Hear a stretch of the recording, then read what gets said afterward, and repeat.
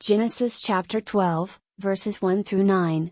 Now the Lord said to Abram, "Get out of your country and away from your relatives and from your father's house and go to the land that I will show you. I will make you a great nation. I will bless you and make your name great. You will be a blessing. I will bless those who bless you, and I will curse anyone who dishonors you.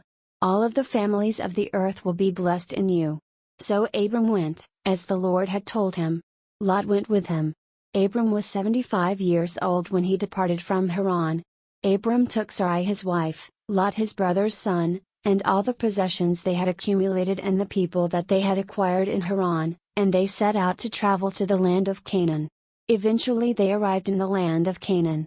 Abram passed through the land until he came to the oak of Moreh at the place called Shechem. The Canaanites were in the land at that time. The Lord appeared to Abram and said, "I will give this land to your descendants." Abram built an altar there to the Lord, who had appeared to him.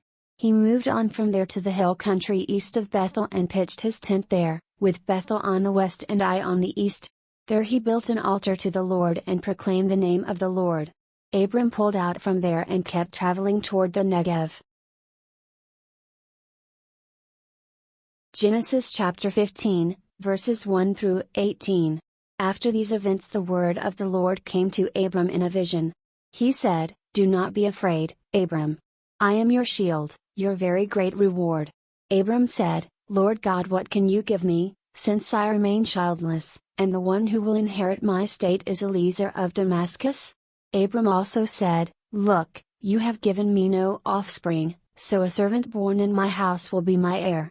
Just then, the word of the Lord came to him. God said, "This man will not be your heir, but instead one who will come out of your own body will be your heir." The Lord then brought him outside and said, "Now look toward the sky and count the stars, if you are able to count them." He said to Abram, "This is what your descendants will be like." Abram believed in the Lord, and the Lord credited it to him as righteousness. He said to him, "I am the Lord, who brought you out of Ur of the Chaldeans to give you this land as a possession." He said, "Lord God, how will I know that I will possess it?" The Lord said to him, "Bring me a heifer 3 years old, a female goat 3 years old, a ram 3 years old, a turtle dove, and a young pigeon." Abram gathered all of these, divided them in half, and laid the two halves across from each other, but he did not divide the birds in two. Birds of prey came down on the carcasses, but Abram drove them away. When the sun was going down, a deep sleep fell on Abram. Then terrifying, deep darkness fell on him. The Lord said to Abram, "Know this. Your descendants will live as aliens in a land that is not theirs, and they will serve its people, who will afflict them for 400 years. But I will surely judge the nation that they will serve. Afterward your descendants will come out with great wealth, but you will go to your fathers in peace. You will be buried at a good old age. In the 4th generation your descendants will come here again, because the guilt of the Amorites is not yet full." Then when the sun had gone down and it was dark, suddenly a smoking oven and a flaming torch passed between the pieces. On that day the Lord made a covenant with Abram. He said, "To your descendants I have given this land from the river of Egypt to the great river, the river Euphrates." Genesis chapter 18, verses 16 through 33.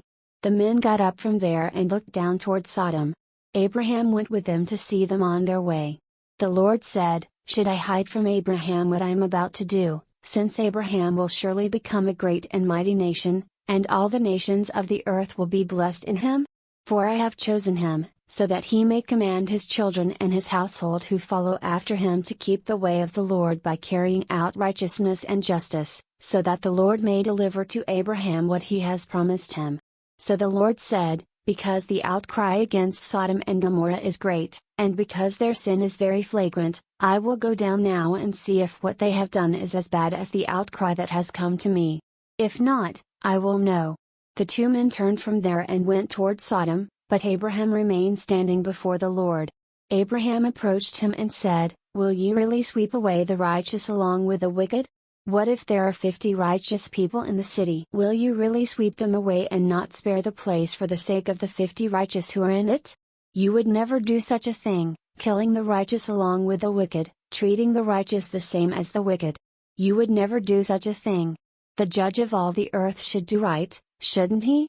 The Lord said, If I find 50 righteous people within the city of Sodom, then I will spare the entire place for their sake. Abraham answered, See now, I who am but dust and ashes have taken it on myself to speak to my Lord. What if there are 5 fewer than 50 righteous?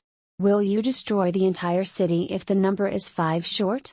He said, I will not destroy it if I find 45 there. He spoke to him yet again and said, What if only 40 are found there? He said, I will not do it for the sake of the 40.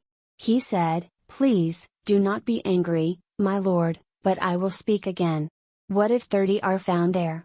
He said, I will not do it if I find 30 there. He said, See now, I have taken it upon myself to speak to my Lord. What if there are 20 found there? He said, I will not destroy it for the sake of the 20. He said, Please, do not be angry, my Lord, but I will speak just once more. What if 10 are found there? He said, I will not destroy it for the sake of the 10. As soon as he had finished speaking with Abraham, the Lord went on his way, and Abraham returned to his place.